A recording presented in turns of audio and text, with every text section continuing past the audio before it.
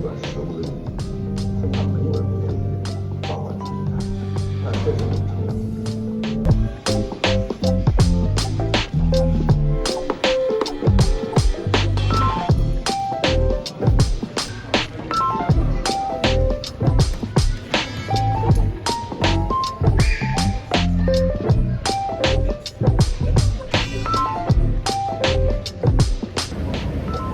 여기 생각보다 엄청 커요. 전 전시 하나 보는 건 줄 알았는데 일단은 첫 번째 전시 재밌었습니다.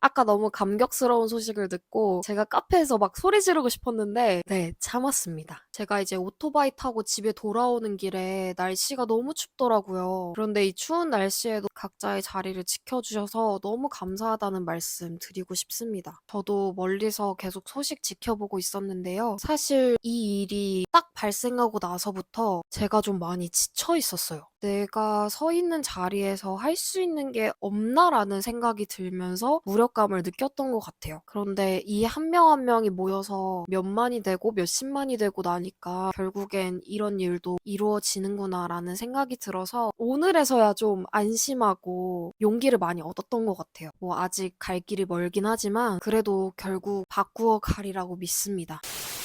그날 어떻게 됐냐면 이제 카페에서 그림도 그리고 책도 읽으려고 바로 동방명주 옆에 있는 카페를 갔어요. 근데 거기에 영업시간이 온라인으로 기재됐을 때는 9시까지라고 써져 있었거든요. 그래서 갔는데 1시간도 안 돼서 갑자기 사장님이 오셔가지고 우리 6시에 영업 종료라고 그렇게 얘기하시는 거예요. 그래서 나는 몇 시간 여기 있을 생각으로 커피도 시키고 샌드위치도 시켰는데 그렇게 영상이 무산되고 제가 또 논문 쓰고 시험 준비하느라고 너무 바빴거든요. 그래서 이제야 다시 그날을 좀 회상을 해보려고 합니다. 일단은 전시가 진짜 비싸긴 했거든요. 전시 하나 보는데 3만 원 내기가 좀 그렇더라고요. 그래서 고민을 하다가 그래 그래도 이왕 왔는데 그러면 뽕을 뽑아보자 해가지고 들어갔습니다. 일단 전시는 생각보다 되게 커서 괜찮았고요. 정말 몇백 년 전에 있었던 화가의 작품부터 최근 뜨고 있는 현대 작가들까지 함께 모여있는 공간이라서 되게 두루두루 보기 좋았던 것 같아요. 그리고 푸동미술관이 위치가 진짜 너무 기가 막히거든요. 앞에 정면으로는 와이탄이 보이고 뒤에는 바로 동방명주가 있어요.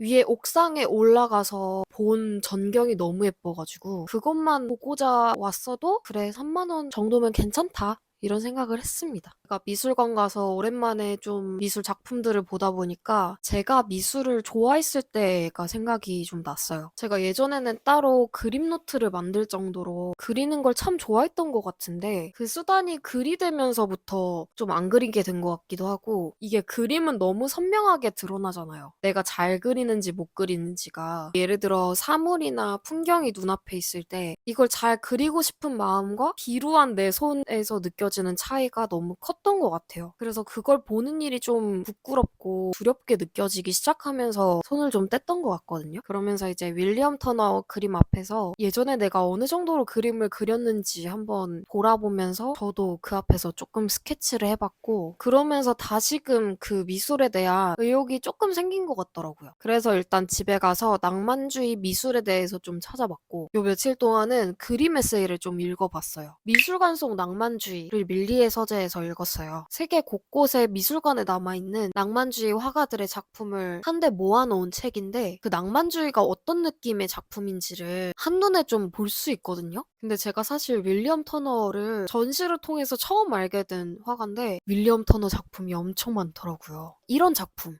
너무 예쁘죠? 약간 색사이의 경계선이 흐릿하고 제가 미술을 그리는 것밖에 못해가지고 몽글몽글한 작품이 많은 것 같은데 이렇게 보시면 옆에 설명도 같이 되어 있어서 작품에 대해서 보다 쉽게 이해할 수 있게끔 설명이 되어 있더라고요. 한번 읽어보시는 것도 좋을 것 같습니다.